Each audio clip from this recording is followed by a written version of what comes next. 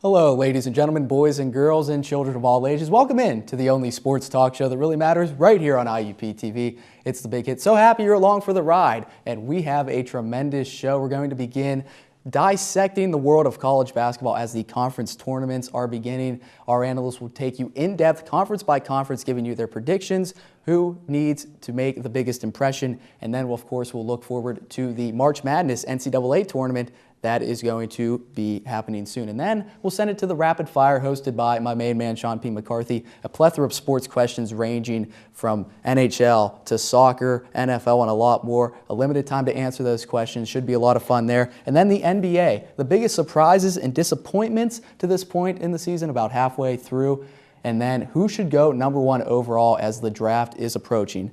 Then the Crimson Huddle recapping Tom McConnell's first season as IUP women's basketball coach as the Crimson Hawks finish 18-10, and looking forward to the Atlantic Region NCAA tournament for the IUP men. Of course, to close the show out, it's my favorite segment of all, Shaun McCarthy and his Churlish Person of the Week. Stay tuned, ladies and gentlemen. You're not going to want to miss this. It's the Big Hit right now.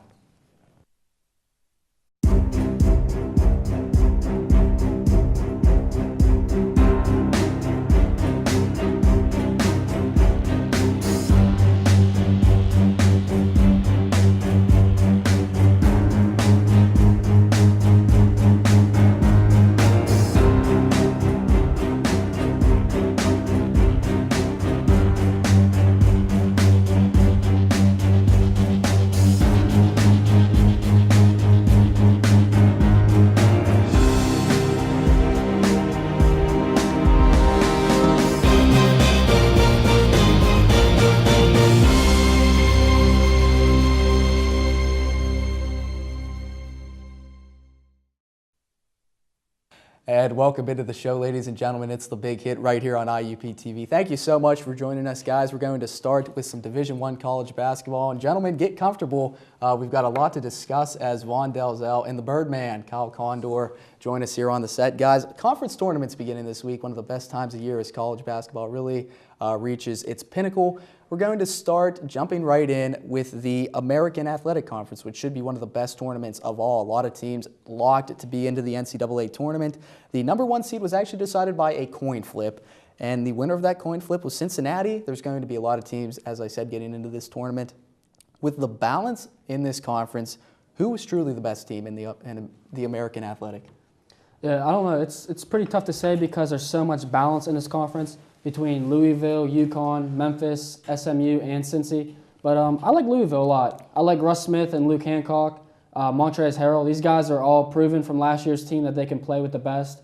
And I like UConn getting to the conference championship with them, but I don't think it's going to be enough because Louisville's just demolished them twice this year already.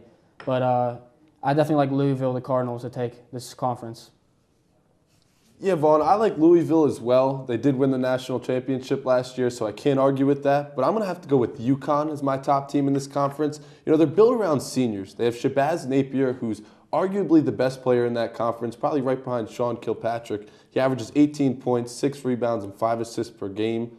You know, they beat Florida. That's one of Florida's 2 losses. So UConn's definitely one of the stronger teams in that conference. Despite their record, I think they're a team that could definitely take the top spot. Absolutely. And one more team to watch out for, of course, is the Cincinnati Bearcats. As you said, Sean Kilpatrick, one of the best players in all of the nation. If they're able to find a secondary scoring option, somebody like Justin Jackson maybe, you definitely want to watch out for the Bearcats. But going off of that, which team has the most to prove in this conference tournament? I'm going to say SMU, Southern Methodist, because they were ranked for the first time in 20 years this year, which was crazy. And they had the #2 recruit in Miles Turner, who's a 7-foot senior in high school right now. And he's watching this, and he's thinking that if this team can make a run, that if he could stay there, be his one-and-done player, they could be something serious by the end of his freshman year. So I think they have the most to prove, and they have the most to play for right now. Yeah, Vaughn, I don't really know where you were going with the whole SMU thing. When I look at a team that has the most to prove, I look at a team that was good before the season, and they really didn't live up to the hype. The conference tournament is always their chance to make their mark. UConn was ranked 18th before the season. I'm going to go back into looking at the team from Connecticut with Shabazz Napier and a bunch of seniors. They really need to prove that they are the best team in this conference like they should have been before the season. But how can you say UConn is the best team in the conference when Louisville beat them 81-48? I'm not saying I didn't say they're the best team in the conference right now. I said that they have the most improved. Being ranked 18th before the season and really not living up to the hype until the end of the season where we're at now, that this is their time to shine. They've really got to do it here. For sure, and UConn is always a dark horse that you want to watch, and SMU is really playing for guys like Miles Turner and looking next year probably being one of the best teams in all of basketball, but this year should certainly be a big stepping stone towards that. But give your predictions for the American Conference Tournament. What do you think is going to happen? Louisville over UConn. I think it's going to be a lot closer than the last game, but I still think the Cardinals will take it. And I also like Memphis. Memphis is one of my favorite teams, but I don't think they can get done because that bottom side of the bracket is just too tough right now to handle. Yeah, I can't argue with that, Vaughn. I'd have Louisville as well winning this conference tournament. They have 4 players on their team that average over 10 points per game. And when it comes down to who wins the tournament, who wins games head-to-head, it always comes down to the team that's most balanced. And I think Louisville is the team that's most balanced. But you really can't sleep on the Southern Methodist University Mustangs. Coached by Larry Brown, he knows what it takes to win. But so does Louisville after winning the national championship last year. I think the conference tournament is going to be a breeze for them. Absolutely. It should be really an entertaining conference tournament. A lot of teams that are very close together. Moving on to the ACC now, as Virginia is the 1 seed, a surprise to a lot, and the Pitt Panthers local team is the 5 seed. They will play the winner of the Notre Dame and Wake Forest game, and if they win that, they will play the North Carolina Tar Heels. Does Pitt have the potential to go deep into this ACC tournament? They got a really good seeding here as a 5 seed, but I don't think that it's enough for them to do anything in here because North Carolina already beat them. North Carolina is a tough team. So it's hard for me to really say that, but Virginia got the best seeding here, I think. They got a pretty top, easy bracket, but I do think Pitt and North Carolina have the ability to top them off. So I'd have to go with Virginia over them, but watch out for Syracuse and Duke because, they're very well-rounded teams, but they play so inconsistent at times that it's hard to really bet against them. Yeah, Josh, I don't think Pitt has any chance of coming out of this ACC tournament with any success at all. I think once they run into teams like UNC, they're really going to find some trouble there. They finished out the season 7-7 after starting on a really good run, but that really good run was against teams who weren't good at all. They're going into the Greensboro Coliseum to play this tournament. If they see North Carolina there, that's basically like going to North Carolina to play them at home. That's not going to be good for them at all. Yeah, and when you look at the bottom half of the bracket, of course, you have Syracuse and Duke, but the top half has the North Carolina Tar Heels and Virginia Pitt. A lot of people think that they really need to have a good showing to even make the NCAA tournament. A lot of people would consider them to be a bubble team with their RPI and stuff like that. Going off of that, of course, which team has the most to gain from the ACC tournament? This was tough because I wanted to say Pitt, but I think Pitt and North Carolina are in either way. But I definitely think North Carolina has the most improved because they can just get such a better seed if they make a run this tournament. They've won their last, I believe it was 8 games, and they lost their last one. So they have a biggest way to improve right now.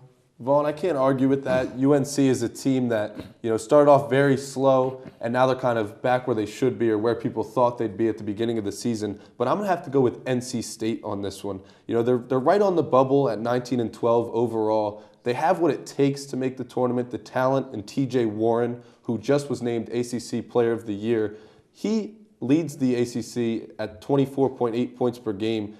He's coming off of 2 40-point or more games in a row. If NC State can have a successful conference tournament, they're going to make it into March Madness, whether they win or not. So this is their chance to prove that they have what it takes. Absolutely. Moving right along, give your predictions for what should be really an excellent ACC tournament. Should be a lot of fun to watch. Yeah, I had Virginia over Syracuse. It was a tough game, but I think that's the only way. But I could see North Carolina making it and being the dark horse in this conference, though. So your pick is Virginia? Virginia, yes. I can't agree with that just because this is the first time in a while Virginia's been on a stage this big. So I think they're going to have a little bit of jitters. A team that's used to being there is Syracuse. Syracuse started off 25-0. They lost 4 of 6, all versus conference teams. But they have a chip on their shoulder going into this one. I don't think that they're going to lose to anybody. Yeah, I really can't argue with that. It makes a lot of sense. I definitely think they'll make it.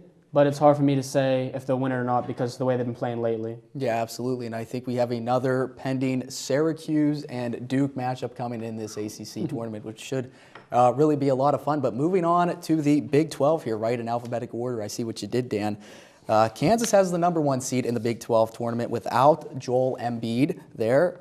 He's out indefinitely. Now, does Kansas have to win the tournament to get a #1 seed going off of this loss to West Virginia on Saturday? Yeah, they definitely have to win the whole thing to be the #1 seed. There's a lot of teams. The rankings just came out earlier today, and Kansas was not a 1 seed. So I definitely believe they have to, and they need Joel Embiid to be the #1 seed team in this NCAA tournament. Yeah, I mean, they definitely need to win to make a case for it. But even if they do, I don't think there's any chance that they become a 1 seed. With 8 losses, I don't know that there's ever been a 1 seed with 8 losses. This is a team that definitely has the talent to be a 1 seed. But like you said, Josh, without Joel Embiid, there's really no chance that their talent right now lives up to being a 1 seed, especially with those 8 losses. Yeah, for sure. And when you look at Embiid, he averages 11 points per game, 8 rebounds per game, and he was slated by many to be the #1 overall pick in this year's draft. So that is certainly a big loss. They said that he should be able to come back here in the NCAA tournament, but he's probably going to miss the entire conference tournament later in the NCAA tournament. Should really be interesting to see there with Embiid. Which team has the most to prove in this tournament here? There's a lot of teams that are really right there, and this should be able to catapult them. I definitely think Kansas has the most to prove because they need the 1 seed right now. And if they don't get the 1 seed, I think it's going to be hard for them to make a run, especially without Embiid. But watch other teams like Oklahoma State that definitely need a lot to improve on because they got a really low seed here in this tournament, but they're a very talented team. Vaughn, I almost see where you're going with that, but it's got to be Oklahoma State. This team was supposed to be great. They have the talent in Marcus Smart, Markel Brown, LeBron Nash, but they didn't prove that they're living up to that talent. You know, they've won 4 of their last 5 versus pretty good talent. That only loss was against Iowa State in overtime.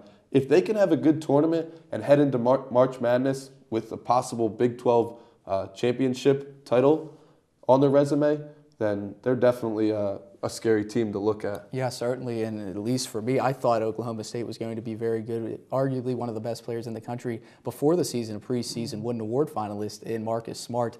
Things really fell apart there. This should be the stage they need to shine, and I think you see the formula here, guys. Give your predictions for this Big 12 tournament. A lot of people would say Kansas in this game, but I don't think so. I'm going with Iowa State over Texas in this one. And I really like the Cyclones here with DeAndre Kane. And Amit was his name. He just won Player of the Year for Big 12 over Andrew Wiggins. So I think I like them a lot. I became a big fan of them this year, and I think they got what it takes to win it all. Yeah, I'm surprised that you had Texas there at all because I had them winning. This is a team that I really see as a dark horse in this tournament. They're saying that Jonathan Holmes, their superstar forward, is a full go. He's battled injuries all year. If he can stay healthy, I think this team has the talent to win the Big 12. Yeah, absolutely. And moving right along here, a lot of conferences to get to. So what should be the most entertaining, at least in my opinion, the Big Ten conference tournament really should be a lot of fun there. Even without Mitch McGarry, Michigan won the conference regular season title and they have the #1 seed. With Wisconsin and Michigan State both losing on Sunday, is there really any contest for Michigan at all? I don't think so. They're a runaway with this one, I think. I had Michigan State winning it all at the beginning of the year, but Michigan upset them twice. Well, I wouldn't call it an upset, but they beat them twice already. And I just see them running away with it. They got a pretty easy bracket in my mind. An easy bracket. I do not agree with that at all. The Big Ten is stacked. They have Michigan State, Wisconsin, Ohio State. All these teams are loaded with superstars that can run right through Michigan if they really play up to their game. Michigan State started the season 18-1. They were ranked 2nd in the preseason, and rightfully so. They're stacked. If they have a good game versus Michigan, which is definitely possible, they can knock Michigan right off, and so can all these other teams that I've named. Absolutely. Kyle says not so fast, and let's just move right along with the team that has the most to prove in the Big Ten tournament. I got to go with Ohio State here. They got a 5 seed. When has Wisconsin or any other teams been that much better than them? They don't have enough weapons here, I think, to make it big in the tournament, but they have Aaron Kraft, and this guy's a senior. He has leadership. He wants to win. He wants to win everything, and they had to go through Michigan to get all the way there. That's why I don't think Ohio State has enough to beat them. Yeah, I can agree with Ohio State being a team that has something to prove because like the team I picked, Michigan State, they started the season ranked with the elite teams, and they really haven't lived up to that hype. Neither has Michigan State. As I said, they began the season 18-1. They've dropped a lot of games since. They started second in the nation, and they haven't played like that at all. But the talent is there. If they can prove that they have that talent to win the Big Ten tournament, then this is definitely a team that, can prove something. And one of the teams that I have my eye on, I think one of the best stories all year is, of course, the 4 seed, the Nebraska Cornhuskers. Coach Tim Miles, the combination of Siobhan Shields and Taryn Petaway, they've been really good. They were picked to finish last in the Big Ten, actually the 4 seed, so they can really make a claim for a high seed in the NCAA tournament with a good showing. And of course, let's get your prediction for the Big Ten tournament here as we close out this half of our college basketball preview. I thought this one was pretty easy. I mean, Michigan over Michigan State. Those are the 2 top teams, and Michigan already beat them twice, so I don't see a reason why they wouldn't, especially if they get Mitch McGarry back. He said he's hopeful to play, but if they get him back, they're even more dangerous of a team. Yeah, Vaughn, I'm surprised that you and many others are saying Michigan has this easily won. I think this tournament might be the biggest toss-up of all of them, and I think that I'm going to ride Michigan State to the end here and say that they're going to win it. They have Keith Appling, Adrian Payne, Gary Harris. None of these players are probably going to win the Big Ten Player of the Year, but they're all players that at the beginning of the season were possible candidates for that trophy. You think if they match up against Michigan, they could finish, they could beat them 1 out of 3? Adrian Payne and Gary Harris and Keith Appling, that 3 can run with any of the best teams in the nation. That's a big 3 of college basketball right there, if I had to say myself. Yeah, that tournament should certainly be a lot of fun, and that's all the time we have here for this segment. Guys, sit tight, stay tuned. We still got some more college basketball to talk. We're going to talk the Pac-12, the SEC, and then, of course, preview the NCAA tournament. Thanks for sticking around. Double pay for these guys, right? We'll be back right here on The Big Hit. How are we going to watch this when you are just in La La Land? This is embarrassing. Is that bad? Look at you. I thought this was a pretty good segment. Did you? Yeah. Do you even know what they're saying? No. You're putting your foot up on set. You just think this is a couch? This is embarrassing. I mean, even here, you're starting to interrogate somebody. Look at you. Turn your back to the camera. That's embarrassing. Where's your suit and tie? You have a pirate shirt on. They made the playoffs. I don't care. You can't be biased. This is ridiculous. Ay, Dios mío. And welcome back here into The Big Hit. It's time for part 2 of our conference tournament preview. Got the same gang here as Vaughn Delzell, Kyle the Birdman Condor, and myself here on the set. Guys, I think you kind of got the formula, how it works. Team with the most approved predictions. So we're just going to jump right into it. With the Pac-12 tournament, Arizona is a top-ranked school that is going into their conference tournament off a loss. This loss comes at the hands of the Oregon Ducks, who many are considering to be a dark horse in this tournament. Is Arizona really as good as their ranking, or have they taken advantage of a weaker conference schedule than some other top teams in the country? They're the only team ranked in their conference. I really believe that Arizona is as good as they're ranked, but their conference is a little down from this year. UCLA, USC, and other teams, Oregon might not be as good as they used to be, but I still believe Arizona's still a great team in this conference. Oh, yeah, Arizona definitely deserves their ranking. They're 28-3. I mean, you rarely find a good team in a decent conference at least, that only has 3 losses this year. Despite the loss of Brandon Ashley, which they've really been able to overcome with only a couple losses, they've looked pretty good. So. Yeah, certainly. Moving right along here, who has the most to prove in this conference tournament? I think Arizona does, just because they need that number 1 seed, I think. So if they can pull everything together here and get a conference win, I think they get the 1 seed and they're good. Yeah, no, I agree, Vaughn. Arizona definitely has a lot to prove here. If they win the conference, they're going to be a number 1 seed. They don't have Brandon Ashley, so ever since they lost him, it's been whether or not they can win without him. And if they do, they're definitely proving that they're one of the best teams in this country. I agree. Yeah, certainly will be interesting to see if T.J. McConnell and company will be able to run the show down at Arizona. But give me your prediction for the Pac-12 tournament. Is it going to be a clean sweep for the Wildcats?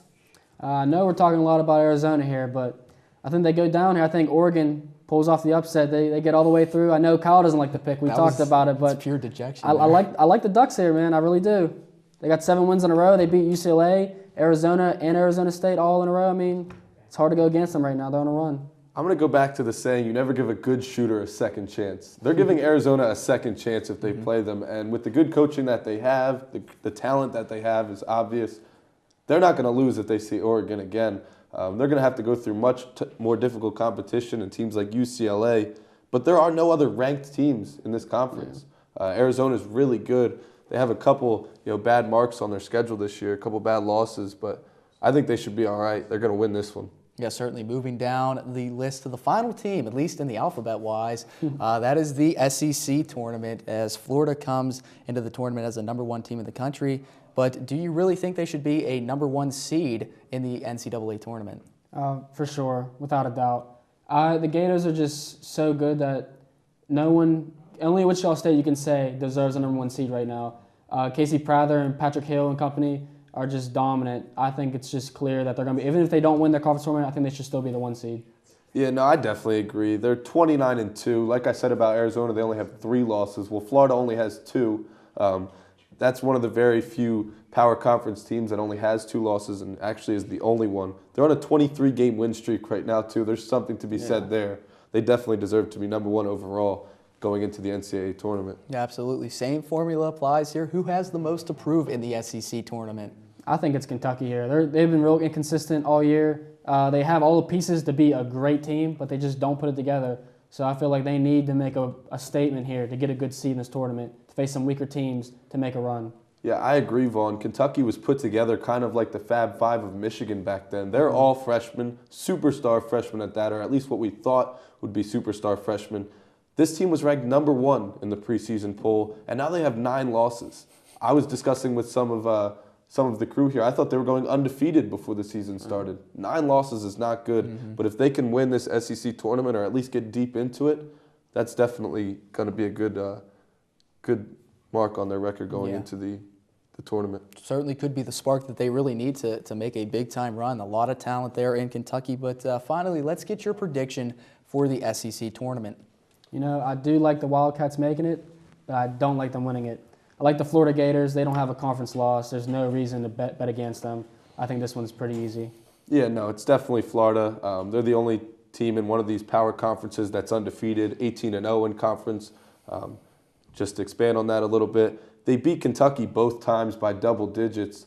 Yeah. So the games weren't really close when they played them, and I don't think it's going to be close with any of the teams they play in the conference tournament here. With Scotty Wilbekin at point guard, you really have a good facilitator and a good player in general that can win games when he needs to. Yeah, Billy Donovan and the Florida Gators have been very good all year long. Will they be able to finish it off? We shall see here as the conference tournaments begin. But let's shift our focus to the NCAA tournaments. We have all these mid-major teams starting to clinch their automatic qualifiers, teams like Mercer and Harvard, for example. But as of today, who would be your 4 #1 seeds heading into the NCAA tournament?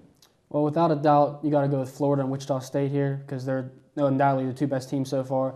But it's pretty much a toss-up for the rest, for the 3 and 4. But I like Arizona still. They still only have 3 losses. They're still a great team. And it was hard. I was choosing between Villanova and Louisville here. But I do like Louisville. They won a championship last year. Russ Smith is still a great, outstanding player. He's probably going to be All-American. So I'd go with Louisville as that 4th #1 team. Yeah, like you said, Vaughn, it's a toss-up. Obviously, Florida deserves to be a 1 seed. And sadly enough, I'm going to admit that Wichita State deserves to be a 1 seed, even with that awfully weak schedule. The other 2, there's really no saying who deserves to be the 1 seed. It's kind of just who is talented enough to be the 1 seed. And I'm going to say Villanova definitely has what it takes. I said earlier that Scotty Wilbekin was a good facilitator. Their point guard, Ryan Arcidiacono, is very similar to that. So that team deserves to be a 1 seed. And I wish Syracuse didn't drop 4 of 6 games because they definitely have the talent and the demeanor and the coaching it takes to be a 1 seed as well. So it would be nice if they could be a 1 seed, but probably not. So I guess I'll say Arizona is going to get the 1 seed there too. Yeah, very interesting. We have 2 #1 seeds that are pretty much locks, and then the other 2, it's kind of a wait-and-see approach after these conference tournaments. But finally, who is your pick to win the national championship in the NCAA tournament? This is a tough one because it's still so early, but you basically got to wait to see how the brackets turn out to see who's going to get the better seedings and better players or better teams to play.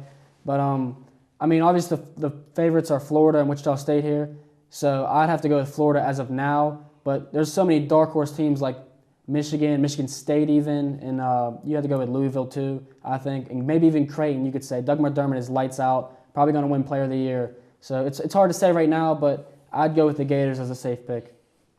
Yeah, I mean, you could always go with the safe pick, but in the last few years, it really hasn't been that safe pick that ended up winning the tournament. It's probably going to end up being a team that's like a 4 or 5 seed. In my opinion, that team would be Michigan State. I've really hyped them up throughout this whole discussion here. They have the talent it takes to beat any team in the nation. This is a team that I picked before the season started, and I really haven't hopped off that bandwagon, even with all the injuries and losses they've dealt with. So I'm going to go ahead and say Michigan State. Yeah, certainly. The bracket is going to, of course, be a big part of that. Whoever gets the easiest draw will, of course, have a much easier road. But nice work, guys. We just went conference by conference, giving our predictions, giving our national championship picks and all that. It was a lot of fun. We're going to turn up the heat, but for now, we're going to end this with a little woogity action. We'll see you later on The Big Hit. Here at The Big Hit, we like to be prepared, because sometimes technology doesn't always work, so we do what we can. Hey, Shaun, hit him up.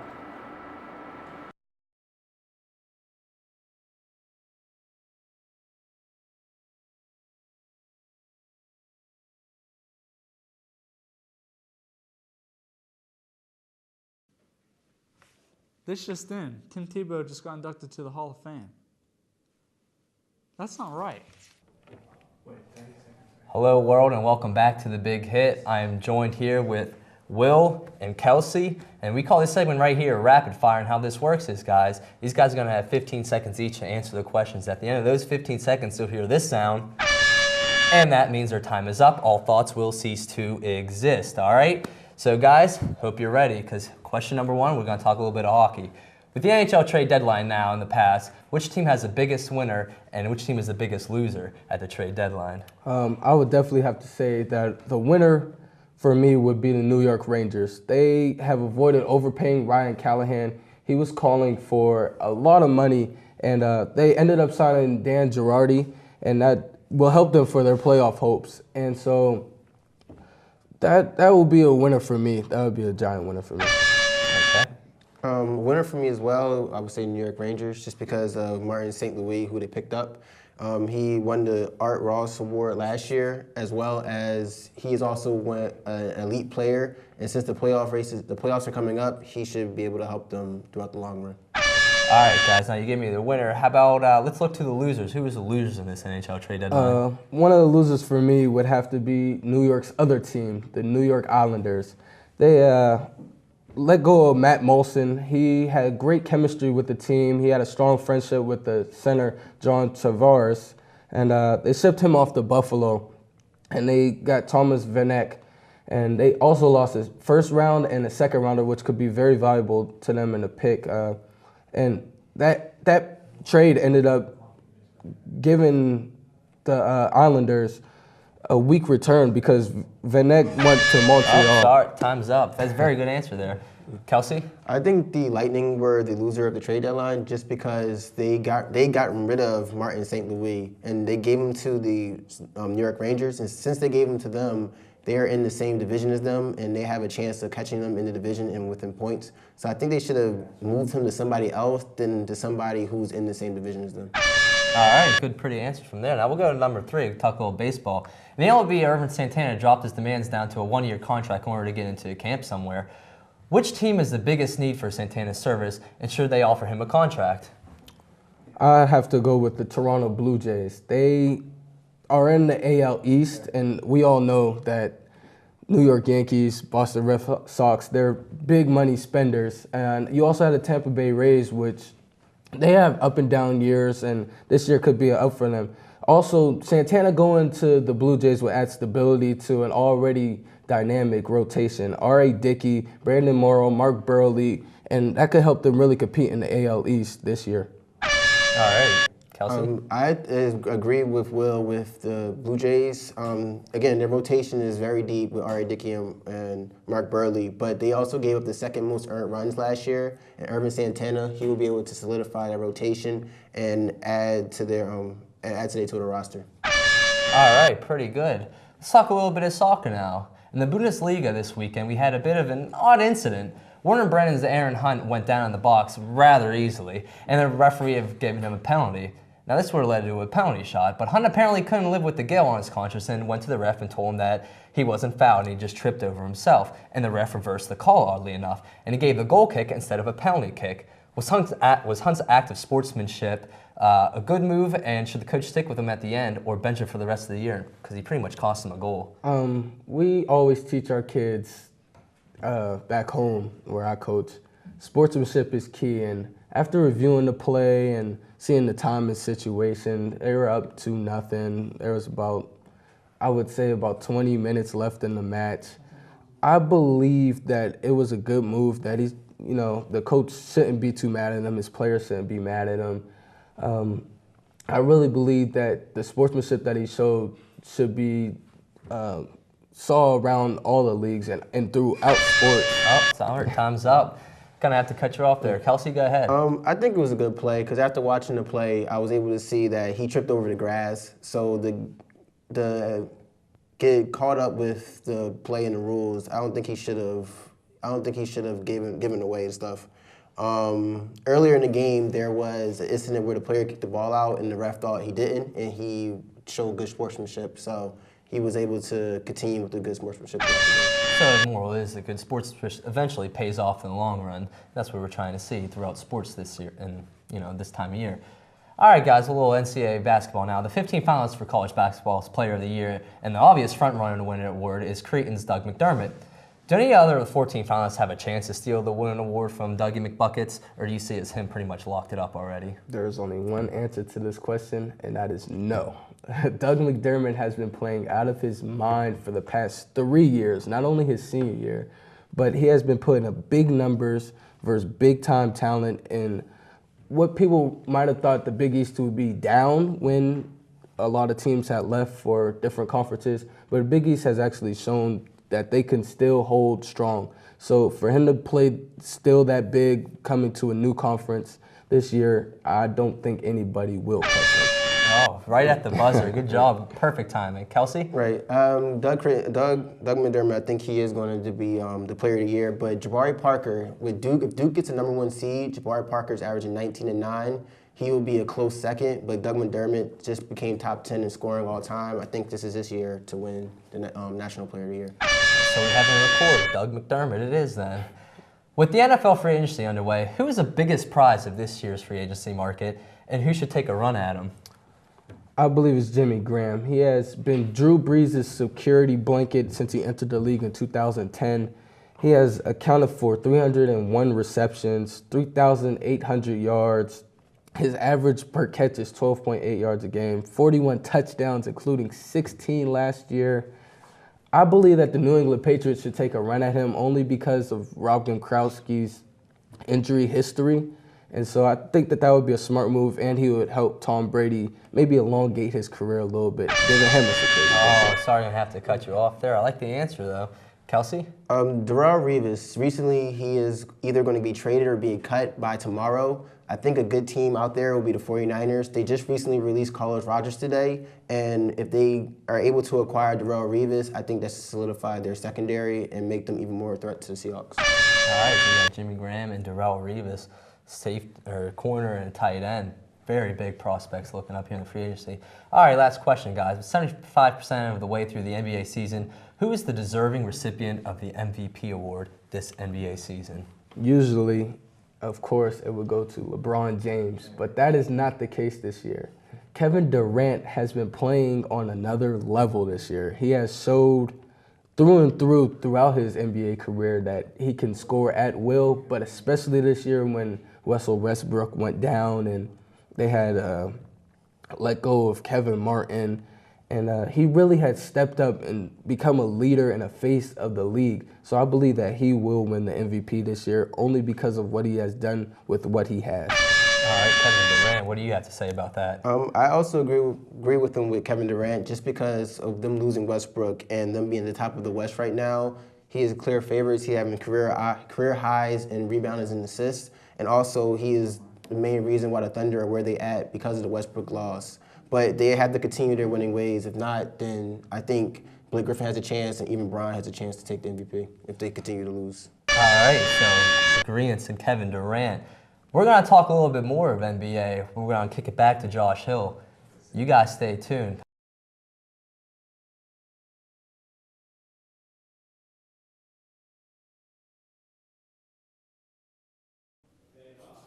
Hi, friends, and welcome back into the Big Hit. It's time to talk about the National Basketball Association, and joining me for that, it's our NBA analyst. On the far left, it is James Davis, and in the middle, it's his Big Hit debut as John Williams joins the set. Welcome, John, and let's get right into it as the NBA season is about 3/4 of the way through. I said half in my intro. I apologize for that.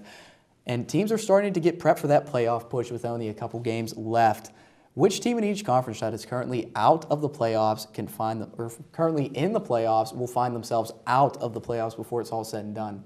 I'm going to have to go with the East. I think for the Charlotte Bobcats, I'm going with the Charlotte Bobcats in the East, they're currently the 7th seed right now, but I think they will fall out before they even get in. They do have key attributes in Gary Neal, Al Jefferson, Kemba Walker, but I just don't think they can further make that playoff run. So I think they'll be stomped out. Okay, for me, I would say Atlanta in the East. Even though Charlotte's been hit with the injury bug, the Bobcats are 6-4, and in their last 10, as well as Atlanta is 1-9. And you also got to watch out for the New York Knicks and who else? The other team in Detroit. They're really close to taking that AC, and I think Atlanta will slip right out.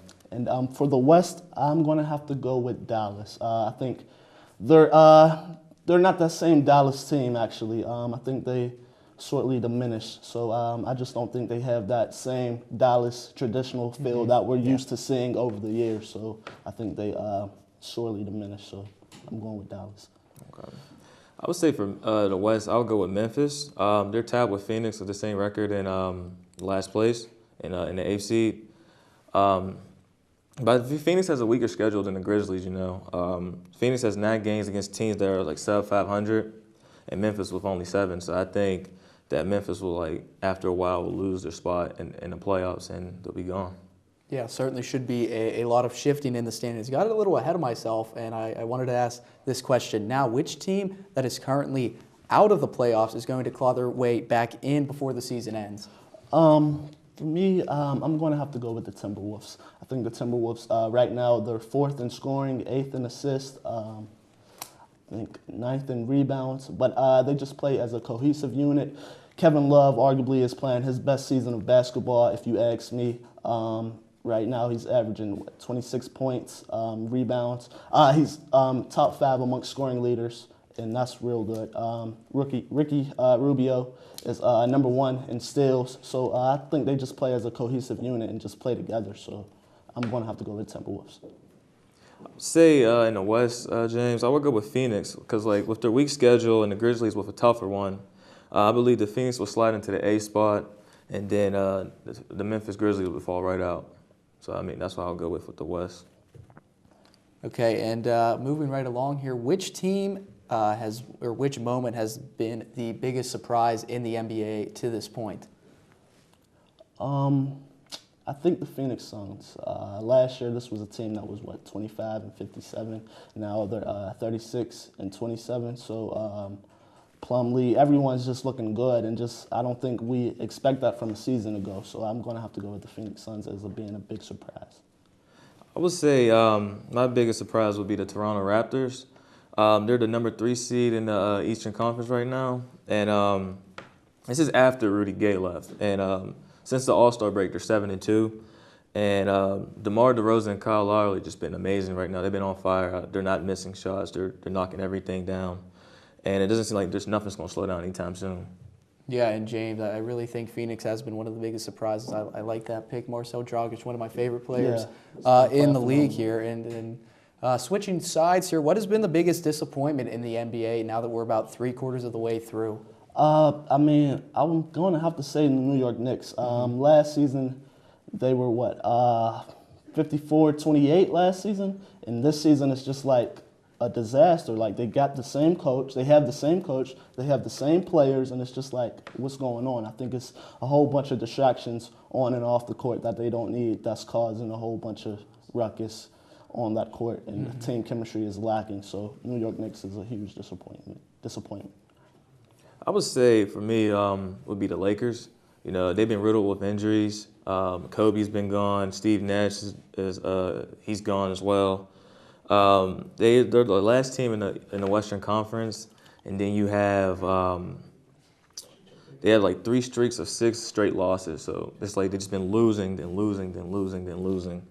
And it's like, even though they come off as like an impressive team, like an impressive win, against Oklahoma City, I mean, Jody Meeks ain't going to score 40 points every game. And they need something to keep them balanced. Paul Gasol's not playing hard enough, I believe. I think they need to make some major changes in the offseason. Yeah, I agree. Yeah, I think both of those are very good picks. The Lakers, of course, just based on their tradition, and the Knicks, they've really been a cesspool this year. Yes. And you look at rumblings of Phil Jackson looking to take a front office job and running the team from his home in Montana and Los Angeles. I mean, whatever works for them, we'll see if there's any malice to that, and if he does indeed take that job. But now it's time for you guys to put your general manager caps on, because the NBA draft is approaching. Of course, general managers scouting for the upcoming draft. If you're an NBA GM, who would you take with the first pick in this year's NBA draft? Okay, so if I'm an NBA GM, Jabari Parker, I want you, man. You're coming under Coach K. We already know how Coach K is, arguably the best coach in NCAA college basketball. He just plays with a winning attitude. He wants to win. He does just everything you could ask for. Leadership. He has no ego, and that's what you want in your locker room. Somebody that's going to want to play for you, wants to win, and he's coming off a winning coach and just win. So he knows how to win. He knows how to play the game. And like I said, no ego, leadership. The only knock on him is probably his defense, because we all know he doesn't play defense too well. But defense is all I want to at the end of the day. But I think I would take him if I'm an NBA GM, Jabari Parker. I would agree with you, James. I'll go Jabari Parker, unanimous decision. Someone his size, about 6'8", you know, it's like he can shoot, he can score, he can rebound, he can do it all. When it comes to him as a college player, he's one of the best out there. I mean, you got Andrew Wiggins and everything, and Julius Randle, but I don't think they compare it to this guy. Right. I would say only thing that's lacking with him is his conditioning issues. If he just work out a little more, run, I think any team would be happy to have him. Yeah, for sure. Certainly should be interested in shaping up. And Parker, he's got all the skills that can really translate to the next level. Defense is a little suspect, but it is just a little suspect in the entire game. But that's all the time we have here for the NBA. Thanks a lot, guys. James Davis and John Williams, save this footage, man. It's your big hit debut. Coming up next, we have the Crimson Huddle with Anthony Shearer and Malusi Kitchen. We'll be right back. Listen, all I'm saying is LeBron James is better than Michael Jordan.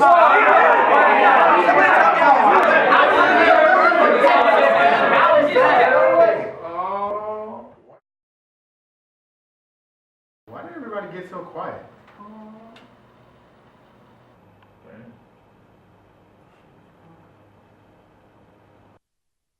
And welcome back into the Big Hit. It's time for the Crimson Huddle, and it's time to talk some IUP basketball with our IUP Athletics insiders, of course.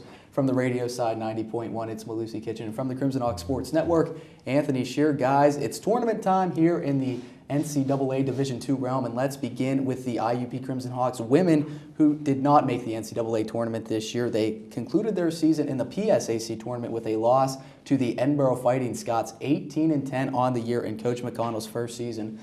What did we learn about this team this season, and what do they need to improve on next year to make a run at the PSAC title? Yeah, they need to work on, finishing the game. They would play good for about 30 minutes, but then, 10 minutes down the game, they'd lose the ball game, or they would be out of the ball game. So they haven't played a full, complete game. Another thing they need to work on is their shooting. Their shooting has been very streaky this season. They haven't been able to connect on a lot of shots, open shots, good shots. So they need to work on their shooting and just draining down necessary shots to help them, take the pressure off of, Stoner and Fairman and all these other guys that help. But that's definitely two areas that need to improve on. I actually agree with your point. I think that finishing the game is definitely their strongest suit. But I think another one is getting more inside points. They didn't really rely on Ashley Stoner a lot throughout the season. I understand she was hurt with concussions and such injuries. But getting a more inside presence is going to be big for this team in the future.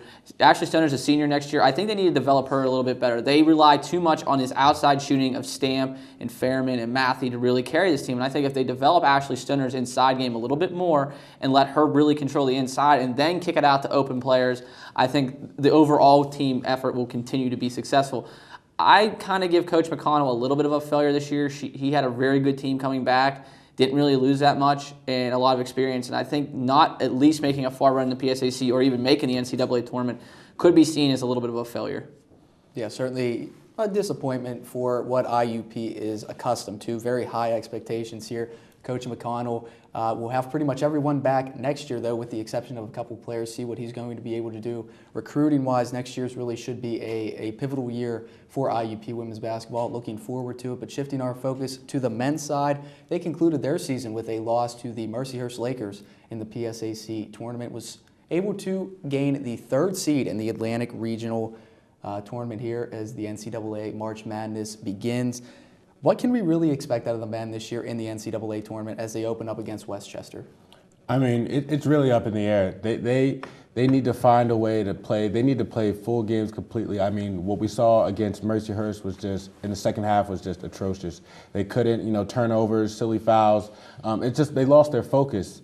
And Mercyhurst just started to come back. They made great shots, and they couldn't defend well. They weren't communicating on defense at all. So going into the NCAA tournament, I think they really need to just regain their focus and get back to the fundamentals, like their transition game.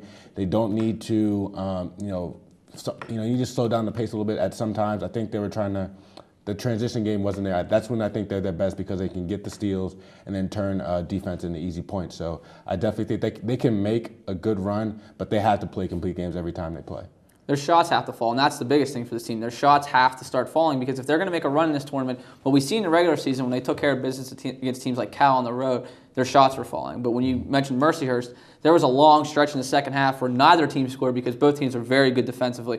I think if they can continue kind of rebuilding this offense, and Marcel's hurt. He has, I think, a pulled groin right now, but having this time off and not having to play this past week in the PSAC tournament might help him improve and get healthier. I think if they can kind of improve their outside shooting and, again, improve getting some turnovers and picking up the pace a little bit, they could make a run. And I do think this team has the capabilities to beat a lot of these teams that are going to be matched up potentially in the Atlantic region. Mm-hmm. Yeah, I think it's going to come down to a team who makes less mistakes. And they made a lot of mistakes going into the second half. You know, the turnovers, Devontae, he didn't control the ball very well. So, I remember a play against Mercyhurst where it was inbounding and I think it was Ian Hahn, he stole the ball right from, Devontae wasn't even paying attention to, just silly plays like that. You've got to be very aware because when, we know, when you get into the NCAA tournament, you're going to face better and better teams, and the better team is going to make less mistakes. I mean, you look at the team they're playing in the first round. Westchester made it all the way to the PSAC championship, defeated Gannon, who's also in the tournament as well. They're going to be a very difficult team. They have a guy named Holiday, who's one of their best players. He's a guard for them.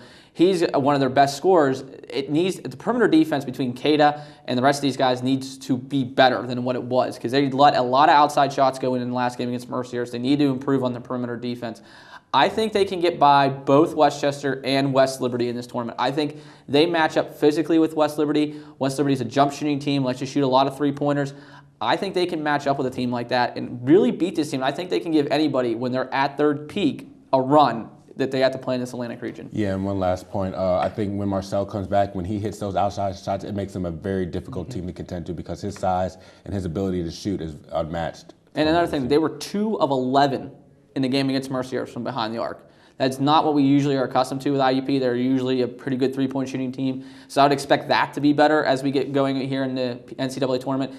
If they can, again, improve outside shooting and keep playing the same kind of defense they've been playing, they can beat a lot of these teams. And I don't see a lot of these teams going to beat IUP. It's going to be IUP beating themselves. Yeah, and Anthony, you kind of previewed that as we kind of look here at the Atlantic region standings. The IUP Westchester is the 3-6 matchup. If they're able to win that game, they will probably take on West Liberty, who is the 2 seed in the round of 32. And then if they're able to get by West Liberty, who is a very good team, they will probably have the PSAC champion East Stroudsburg, who is the #1 seed in the region, waiting for them in the Sweet 16. What does this team have to do to make it out of regional play in a very tough bracket? They're going to have a tough road. I mean, the obstacles, like you said, if West Liberty moves on and East Stroudsburg, and they get past West Liberty and move to East Stroudsburg, I mean, the top two teams in the PSAC, I believe East Stroudsburg only has about one loss on the entire season. So, like I said, I agree with what Anthony said. If IUP loses, it's going to be IUP beating IUP. It's not going to be because we believe that the team is better. No, IUP is going to beat themselves with mistakes and turnovers and silly fouls. So they've got to be able to, like I said, I think they need to just, like all the things we mentioned, they need to play a complete game and just, play to their best ability, play to their level, not the other person's game. The transition game, their defense needs to improve, their perimeter defense, like you said. So that's definitely going to be huge keys if they want to make a deep tournament run. And I also look at it, you look at a team like, I'm going to look at a team like Gannon. They're ranked 5th in the Atlantic region. They beat IUP twice this year. They have a very interesting matchup in the first down against Charleston. If they can get by that and kind of pull the mini upset of the 4 over the 5, I think they could give East Stroudsburg a game in the second round. I would not be surprised that if it matches up at the end as IUP and Gannon again. Because I think Gannon, who lost to Westchester in the PSAC tournament, is better than what they performed in that game. I think if they can go into that game and play East Stroudsburg, I think they can give East Stroudsburg a test, and I would not be surprised if you see Gannon IUP for the 3rd time. And we saw what playing a team 3rd time does to somebody. It's very difficult to beat them. IUP tried to beat Mercyhurst 3 times. They were unsuccessful. So if IUP matches up with Gannon in the Atlantic Region Finals, could Gannon maybe lose that game too? So we'll have to take a look at that one.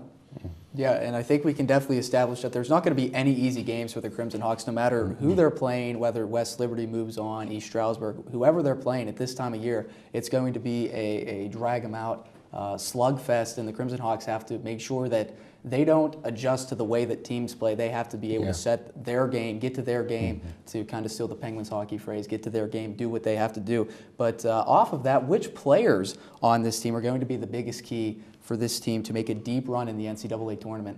I think it's going to have to be Devontae and Matisse. Those are two guys that, they rely heavily on scoring. And I've always said that Devontae Chance is a very opportunistic scorer. I don't think he had a big enough impact in the Mercyhurst loss to help his team win. But he's going to be a big factor here because I think Devontae he's pretty fast. He's quick on his feet. His ability to move the ball and, direct his teammates is very, he has a very high basketball IQ. So he's definitely going to be the key player, and Matisse is going to have to play a lot better, going to help out with scoring more. Defensively, he's going to have to do more. So I definitely think those are two key players that you're going to have to watch out for and going to be two mainstays if they want to make a good tournament run here. I'm going to actually pick two more starters. I'm going to go with Marcel coming back from injury. He needs to be a senior leader on this team. He's been here. He has the most experience. He kind of should have a sour taste in his mouth for not winning another PSAC tournament, getting hurt, kind of a team kind of blowing it there against Mercyhurst. I think he needs to be a catalyst for this team, come back healthy, hit some threes, really be a leader for this team. And I'm going to go with Brandon Norfleet. You brought this transfer in from Cheney. He's very athletic. He's a very good player, but he has times of being inconsistent. And I think we saw him getting in foul trouble. We picked up 3 fouls in the previous game this year. If he can stay calm, play within himself, and really rely on some of these other guys, Matisse and Marcel, guys who've been here before, and really just go off of them and just supply that third scoring for them, this team can go far. Because I think Brandon Norfleet has the athletic ability to carry this team. He just needs to do it in the right way and not picking up bad fouls or not turning the ball over, which we've seen him do a few times this season.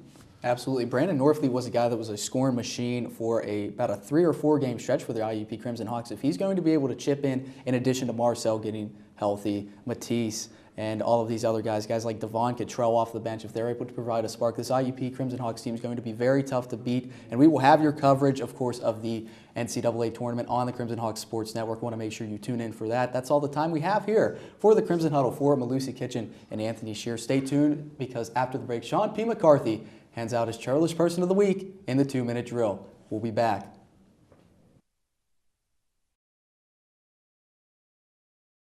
We're Steelers fans. I'm a Steelers fan. And we're Steelers fans. We're good sports. I'm a good sport. I'm a good sport. We always have a designated driver. Steelers fans don't let fans drive drunk. Responsibility has its rewards. Responsibility has its rewards. Go! Go! Go Steelers! Go Steelers! Go Steelers! Go Steelers! Hello world and welcome back to The Big Hit. This is a 2-minute drill. And I am Shaun P. McCarthy. The NFL free agency kicked off today, and the players are being flocked to like the striped salmon of Capistrano. Dozens of teams are releasing some of their big-name players to free up much-needed cap space. The old saying in the NFL is, defense wins championships. If this is true, why are the majority of big-name players being released are those on defense?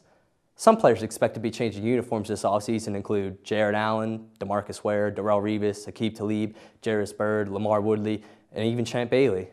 Some notable players that have already been signed with new clubs is Mike Mitchell signing with the Pittsburgh Steelers, former Broncos guard Zane Beadle signed with the Jaguars, the speedy Dexter McCluster signed a 3-year deal with the Titans, Lamar Houston is leaving Oakland and heading to Chicago for a 5-year, $35 million contract, and the Browns signing Dante Whitner and Carlos Dansby after losing T.J. Ward. There's certainly plenty of players to be moved around. Come August, the NFL rosters will look drastically different.